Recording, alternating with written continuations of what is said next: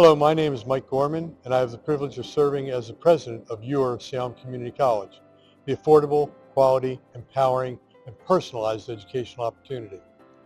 Last fall, we welcomed Bob Hughes as our new athletic director. Bob comes to us 12 years of experience at Rosemont College. I'd like to start with, Bob, tell us how you got here. I had kind of fallen in love with the JUCO model through my time at Rosemont. I've had a lot of experience recruiting student athletes, and as I looked for the next step after coaching college basketball for the last 20 years and I wanted to take on an administrative role, the junior colleges really spoke to me.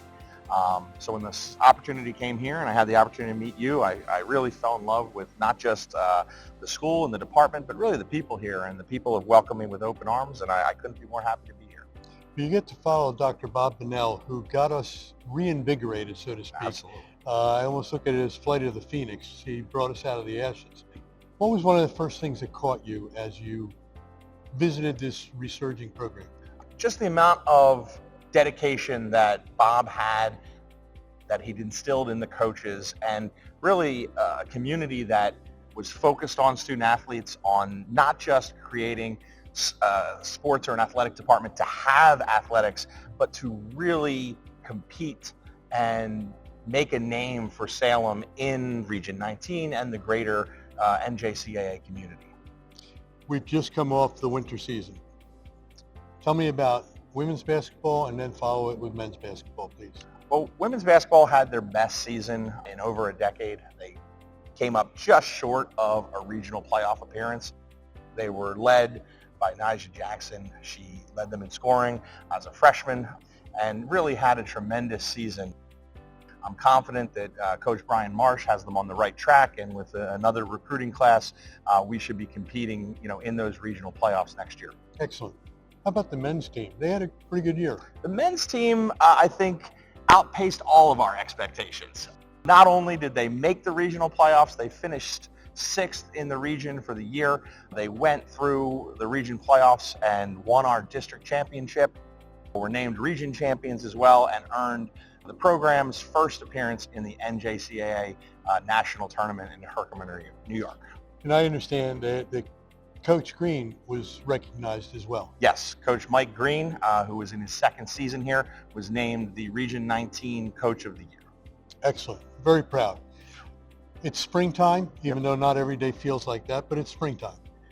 Baseball, softball. How are the forecasts for both of those teams? Well, luckily for them, they got to go down south for some trips down to Orlando and to North Carolina for spring.